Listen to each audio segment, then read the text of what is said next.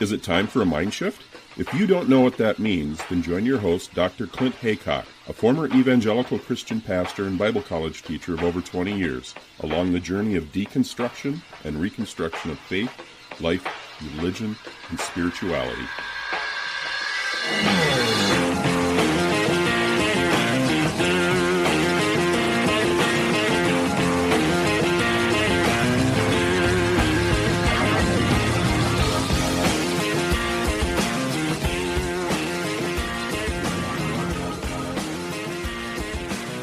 Hey everyone, welcome to the special bonus edition of Mindshift Podcast featuring returning guest Katherine Stewart. I know we had some other stuff planned in the pipeline, but this was an opportunity that came up. It was just too good to pass up. What happened was the other day over here in the UK, I saw on Channel 4 News, there was an interview with Rob Reiner, who of course is the director of The Princess Bride and many other movies. And he was talking about his new movie, God and Country, and I was absolutely fascinated. In fact, I recorded the interview and watched it later with my girlfriend and said, you've got to see this. But looking at their website, godandcountrythemovie.com, it says, quote, Christian nationalism is the belief that America should be defined as a Christian nation with government adherence to this ideology. God and Country takes a closer look at the dangerous implications and explores how a base of Christians has radically stoked a movement erasing the line between church and state, end quote. And of course, if you've been following this podcast at all, you know that this is exactly what I've been talking about for years now. And I had the chance to reach out to Katherine Stewart because I saw her name as one of the producers. And as she will describe, she has a role in the film, quite a large role. More or less her book, The Power Worshippers, is the basis for this movie. It's kind of the scaffolding or the basic undergirding of the whole movie. And then what was sort of providing talking points, I came across a really good article on the Right Wing Watch website by Kyle Mantila, and he's a colleague of my good friend Peter Montgomery, who I've had on the show many times. And he basically went through, because a lot of the stuff from the movie are clips from the Right Wing Watch YouTube channel of these extremist Christian nationalist, dominionist, so-called prophets and so forth. And so Kyle went through and detailed sort of in depth each sort of figure from the movie and has little clips on that. So I've got a link to that article in the show notes as well. So if you want to do a little bit more research and reading, in fact, I'm going to reach out to Kyle. Peter Montgomery actually gave me his email address. I'm going to try to reach out to him. Apparently he doesn't really like to do interviews, but I would love to chat with him as a colleague of Peter's working for People for the American Way. I think there's a Right Wing Watch. So let's get on into this episode. We're going to have, as I mentioned, the last one. The next actual episode that comes up is going to be with Ren Story and then Jonathan Davis. And don't forget, we have got our Mindshift Podcast Zoom call with returning guest Sarah Hayward on the 24th of March. And these are available for Patreon supporters of the show. So you can link to that in the show notes, how to be a Patreon supporter. That gets you access to our closed Mindshift Podcast Facebook group, as well as these monthly Mindshift Zoom calls. We had one last month with Joshua Stewart. It was really, really good. And that is available on Patreon to watch as well. So anyway, without further ado, here is the conversation between myself and Katherine talking about this new Rob Reiner documentary or film, God and Country.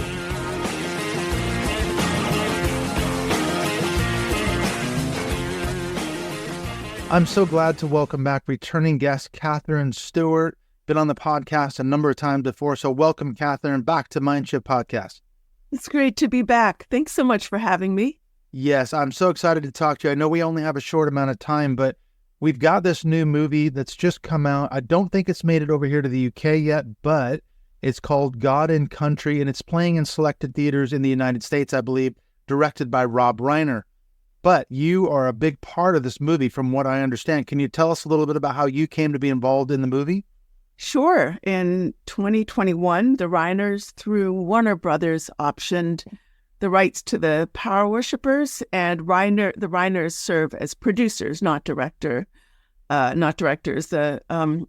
Reiner and his wife, Michelle Reiner, are producers, and the film is directed by Dan Partland, who also directed a film about Trump called Unfit. Yeah, I noticed that because I found a really helpful article on the Right Wing Watch, and I think the Right Wing Watch played a big part in the movie because, according to this article, February 15, 2024, by Kyle Mantila, Who's Who in God and Country, he says that they use a ton of clips from the Right Wing Watch as far as like, who's who in Christian nationalism. So, thank you to the Right Wing Watch. I've got a good friend, Peter Montgomery, I've done a lot of stuff with. So what was the connection between the Right Wing Watch and the movie as well? Well, I can talk about the connection between Right Wing Watch and my book and articles. And I've included many links to in the footnotes and also in some of the pieces that I've written for the New York Times and New Republic and elsewhere. Many of the, there are a lot of links to audio and video captured by Right Wing Watch. They're just such an important organization. And Peter Montgomery is really spectacular and has been following this movement for many, many years. Mm-hmm. So I owe a lot to them. Yes, like I said, Peter's a really good friend of mine. I've had him on the show, I don't know how many times, but he's one of the best resources as far as you're talking about Christian nationalism, dominion theology, and all that stuff, which of course ties right into everything you talk about in The Power Worshippers, as well as, I would say, your other book, which is The Good News Club, and how the Christian right's been taking stealth sort of approach to public schooling. Right. The religious right has long sought to weaken public schools and destroy the institution of public education as we know it, and also to divert taxpayer money to religious schools and religious organizations. So they've actually, that book was published in 2012, and the war on public ed has continued apace. It's intensified in many regards. The sort of fake CRT stuff that they've been promoting, it's really a way to soften the ground for a wholesale assault on public schools by undermining public confidence in public schools. We know that they don't teach CRT in public schools. CRT was taught previously in a handful of, I think, law schools or graduate schools here and there, but it was not ever taught in public schools. But Christopher Rufo, who is the architect of the anti-CRT hysteria, said, we need to, essentially, I'm paraphrasing here, he said, we need to delink the word CRT or the term CRT from what it really stands for and get it to people to think that it applies to a whole range of things that they simply don't like. And then, that's exactly what they did. And so these sort of hysteria, this book banning, all of the, fake CRT stuff, all of that is intended to reduce faith in public schools, to soften the ground for defunding public schools and funneling that money to private religious organizations. You're absolutely right. Anytime I hear somebody use the phrase government school, referring to public schools, my antenna just goes right up, because I know that is a phrase. I don't know if he coined it, but it's one of the sort of keynote phrases of R.J. Rushdoony way back even going back to the 50s and 60s. I mean, if we go right back to some of the beginnings of the Christian right, that was long sort of baked into the DNA, wasn't it? In fact, this article, I sent it to you this morning, I think might make some good talking points, this one by Kyle Mantila on the Right Wing Watch, because what if we go right back to the beginning? He names 3 characters that appear in the movie, one of which is Jerry Falwell, then you've got Pat Robertson, then you've got Ralph Reed. These guys are instrumental in sort of getting the early Christian right off the ground. What can you tell us about these 3 men? Well, I think, listen, we need to preface all of this by saying that Trump is a symptom of Christian nationalism, right? Not a cause. The movement preceded him by more, decades or, even longer. I think you can draw the roots. There's always been a strain of very reactionary, sort of authoritarian thought and theocratic thought in the United States. I think we can go back even to the pro-slavery theologians, people like Robert Louis Dabney and James Henley Thornwell. And please bear with me for a minute, because Thornwell, so if you read some of what he wrote, look, these are theologians from the Southern Presbyterian Church who called slavery and hierarchies not just of white people over black people, also men over women, ordained by God. They called it, this was to them God's established order. And they looked at liberal theologians who are trying to promote abolition as heretics, as atheists, and they said as much. They said, Thornwell said, this is a battle between the forces of regulated order on one side and atheism, heretic thought on the other. The godless thought. Yeah. Godlessness on the other. And their ideas were drawn upon by Roussas Jean Rushdoony, who was a mid-century godfather of Christian Reconstructionism, who had this very strong, very anti-democratic idea about how our government should be run. And his ideas were in turn drawn upon by a lot of the religious right leaders today. There's someone like Ralph Reed, I would see more as a political operator. Mm-hmm. You can never know what's in people's hearts. It's hard to know, what he believes and what he doesn't. But he has for a long time been a very clever religious rights strategist and activist. Every year he runs, his organization is Faith and Freedom, called Faith and Freedom, and then he runs a large conference of activists and strategists and allied politicians called the Road to Majority Conference. I've been going to these Road to Majority conferences for many years. I don't attend every year, but I go from time to time. I do see some of our friends at Right Wing Watch some of the time. As they still let you in. Well, listen, you just sign up and pay your ticket and you can go like everybody else. And that's where you see a lot of the strategy. I mean, Trump knows he would not have won in 2016 without this movement's support. So he has really given to them everything they wanted and more, policies that privilege their religion over others, kinds of justices, not just in the Supreme Courts, but also in lower courts that they want, because a large component of the movement is about legal strategy and legal activism. They know if you can form the courts, you can get the culture. He's given them unprecedented access, political access and power. And they, in turn, have really kind of stood behind him. The movement and its, very densely networked infrastructure, parts of it function as a giant voter turnout machine. And in election cycles, they deliver, I would say the most reliable slice of the Republican vote. Mm-hmm. So any candidate on the Republican side who wants to win really needs to curry favor with them.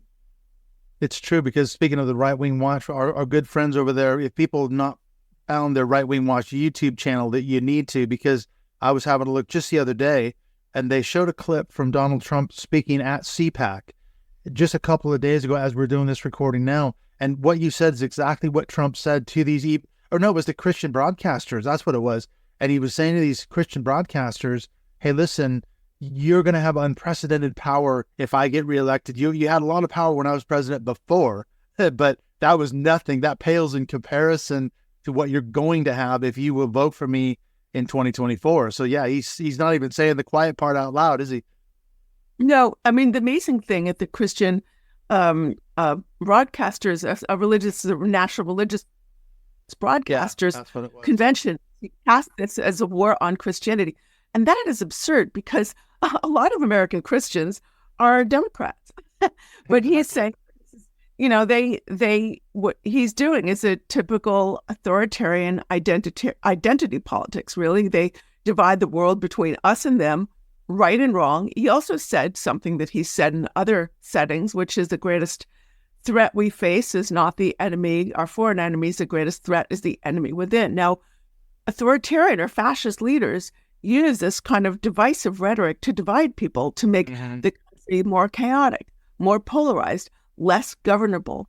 And that clears the way for an authoritarian leader to step in, or a fascist leader to step in and say, I alone can fix it. So I am the chosen one. Divisiveness by design. Yeah, that goes right back to Conway and Siegelman, doesn't it? Holy terror. What did they were tracking this back in the late 1970s, early 1980s, how these fear tactics and terror tactics were being used by the early Christian right. One of the things I've been going through recently, I've been reading through Frances Fitzgerald's book, The Evangelicals, The Struggle to Shape America. I mean, it's a huge book. But one of the things she said the other day, I'm through the part where she talks about Jerry Falwell and Pat Robertson, and she said, the thing about Jerry Falwell was he was the epoxy that glued the early Christian right to the Republican Party. And she said the other half of the equation was Ronald Reagan.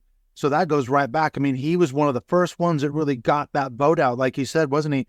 Urging Christians to vote for certain candidates and against other candidates. So Falwell and Robertson, I mean, they were huge in the nascent Christian right, weren't they? That's absolutely true. Falwell embodied a whole lot of contradictions. He was often described as a very warm-hearted guy, and he seemed to, people sort of thought he was very kind, had a very easy manner. He was often celebrated as having a big heart, but he regularly spewed this really contemptuous language toward others, right? People of whom he disapproved. He blamed the abortionists, the feminists, the gays, the lesbians for the September 11th attacks. And I remember when Francis Fitzgerald profiled him for the New Yorker in 1981. It's a really terrific profile. Yes, I read that article. He said separation involves hard, grueling controversy. It involves attacks, personal attacks, even violent attacks.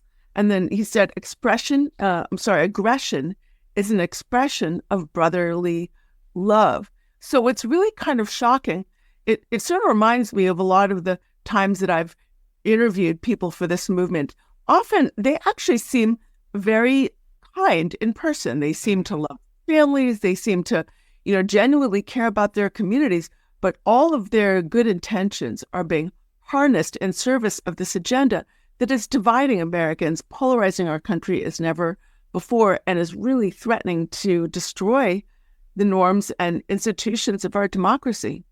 It's so right, because I remember when I was a kid, I was 13 years old in 1979, the year that the Moral Majority was founded. And I can remember being in church. I was a fervent evangelical back in those days, growing up in the Seattle, Washington area. And I can remember our pastor, his sermons were just infused with Christian nationalism. And all that stuff was coming out of things like the Moral Majority. He's talking about, America's on its way downhill. These liberals are taking over. Roe versus Wade had just been passed a few years before. Abortion, homosexuality, the ERA, the women's rights, all these kind of things. America is, we got to clean up America. That was Falwell's words. And that kind of stuff resonated in churches nationwide, didn't it? Telling us who to vote for, giving out voters' guides. So these guys have had a massive impact even since, 1979, 1980, going right back. That's true. I mean, I think we have to think about this movement, not just in terms of religion, but also in terms of information bubbles, because in some ways, what's really distinctive about this kind of polarizing religion is it functions as a way of containing information and, limiting the information that people have access to and propagandizing them. And it also functions as a way of cultivating fear. They're coming for you. They're going to take all your money. They're going to change your gender against your will. And they're going to steal from you all that you hold dear. And making people afraid makes them manipulable, and especially when they don't have access to the facts. And so I think that it includes, when you look at sort of the Christian nationalist movement overall and the sort of magnification of the movement, the infusion of Trump, we can see that there are all these elements that are really not religious at all. I'm thinking of the QAnon stuff, right? So there's a continuum, and they have a lot of features in common. The sort of QAnon world and religious nationalism, they're not quite the same. But so I think sometimes by calling it a religion, we're missing the defining aspect of it, which is illiberalism and irrationalism.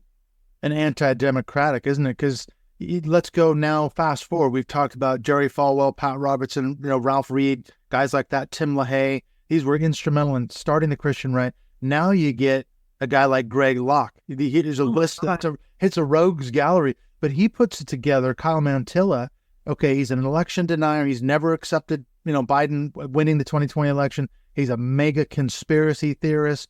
And this is what he does, and now you got a guy like Greg Locke, and he's hanging around spouting all this stuff, and it's kind of all come together, hasn't it?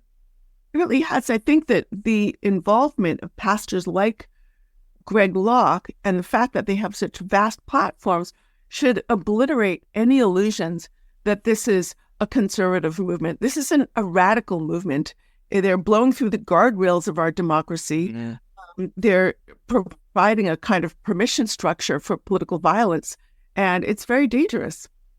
It is. And then you get, again, going through this article, it's just a rogues gallery. You go from Greg Locke, then you got a guy like Charlie Kirk, you've got Rick Wiles, Lance Wallnau.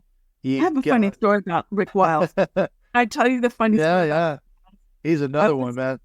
I was in Costa Rica. This is maybe 10 years ago. I was doing a different story, not related to religious nationalism. I was taking a break.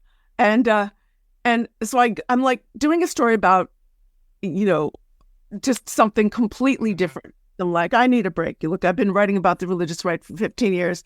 So I go to this town, Costa Rica, and all of a sudden I'm meeting all of these people who said that they are Rick Wiles fans, and he has told them to move to this one place in Costa Rica where they're building some town because the end times are near, or there's going to be some problem. This is during the Obama presidency. The apocalypse and a lot is of them coming. were like, right, this is awful. the devil is in charge of America, whatever, all of the racist stuff. So you had all these people who are Rick Wiles or True News fans who had moved to this place in Costa Rica, and I met with a couple of people who are sort of trying to work with them and get them settled, or and it was just astonishing. A lot of them didn't speak Spanish. My feeling is if you should learn your please and your thank you, learn excuse me, learn may I have a cup of coffee. Donde es baño, amigo? That's one of the phrases I've always, where's the bathroom? Where's the toilet? And dos cervezas, if you order a beer and go to the toilet, you can get by in Spain or wherever. It was funny, but it's also really kind of sad, that people were so disinformed and so propagandized. And, look, again, I go to Reawaken America tours. I talk to a lot of the folks. A lot of them are not, wouldn't say they're bad people. They, again, love their families. They think they care about their communities. They think they're really doing what they need to do to save America. Because, look, this is a leadership-driven movement. And the leader cadre is very different from the rank and file. And so leaders and the sort of network that's promoting all this disinformation aimed at those folks. And what's the sad thing is, it's like they're, just, fomenting identity politics, but the movement leaders, they're not just promoting, a couple of culture wars. It's not just about abortion and same-sex marriage. They're bringing in a kind of tied to a kind of far-right economic ideology that is intensifying economic inequality, which is a real problem in our country. We have a real, we're in a new Gilded Age, and life is getting a lot harder for, most working families. And they're eroding rights for the workforce, and even going after child labor protections. And they're, so a lot of these folks are being persuaded to sort of vote or act in ways that are actually not going to help them. Yeah, I think it's true. This whole thing, and like you mentioned that word, a continuum, what strikes me, going through Fitzgerald's book, she does a fantastic job of showing how these sort of things were connected, because you got a guy like Lance Wallnau, you've got someone like Kenneth Copeland, Jim Baker. These guys go right with Jesse Duplantis, who's another one. But these guys have been around for decades, and they were connected to Jerry Falwell and Pat Robertson. Jim Baker, obviously, he got his start on the 700 Club, him and Tammy Faye Baker, didn't they? So then they split out and did PTL and all the rest of it. So these people have formed that continuum. They've taken that message to a whole nother level. And it's that stream of disinformation. They're watching Fox News. They're watching OAN. They're watching True News. This is where they're getting their quote unquote news from, isn't it? It is. I mean, it's interesting. I think for a long time, people just thought of the religious right as, a bunch of people who want a seat at the table and the noisy form of American democracy. They, just want to have a voice. They just, want some, care about some culture war issues. But there are folks like Peter Montgomery and just so many others. Mm-hmm. I mean, you've been following this movement for a long time, too. Yeah. When people would, been longtime observers of the movement, would raise the issue of theocracy or dominionism. Yeah. So many commentators, dismiss them as hysterics. And now that Christian nationalism has openly allied itself with an effort to overturn an election and is backing an authoritarian and deeply corrupt candidate, I think the facts can no longer be denied. It's true. I mean, this is the thing. I was talking to Matthew Taylor. We had a podcast not long ago, and he was saying, I asked him at the very end, what are you concerned about going into the 2024 election? And he said, well, there's basically three different outcomes. Either Trump wins, which is a horror show, or Biden wins and Trump refuses to accept the outcome of that election, or it's such a close race that it goes to like recounts and drags on, at which point Trump's supporters could rise up with, violence. So what's your take on it? What's your concern going into the 2024 election? Well, I echo all of that. I think that we can't really face our challenges until we know what they are, and continuously, framing this as a culture war, as many mainstream commentators do, suggests it's really just about a few social issues that are sort of at the margins of life. But they don't really get that this is about the overall distribution of power and freedom in our society. I mean, look, it takes the struggle over abortion rights. It never was just about a single medical procedure or X number of weeks of restrictions. It's really about the role of women in a society. It's about the role of religion in a society, and it's about democratic freedoms. It's the whole point of banning abortion or making, doing these sort of ridiculous, life begins at the moment of conception, therefore we have to ban IVF stuff. It's to humiliate women in such a public way that it shows the power of the movement, and then the humiliation of men also comes along with that. It's like saying everybody needs to submit, but of course the first targets are often the most vulnerable in these situations: sexual minorities, ethnic minorities, religious minorities, women, and also sometimes children, unfortunately. And this is one thing I've learned from both of your books, and that is, okay, that you provide that big context, both in the public school arena with the Good News Club, and then the whole thing about the Christian nationalism in the power worshipers.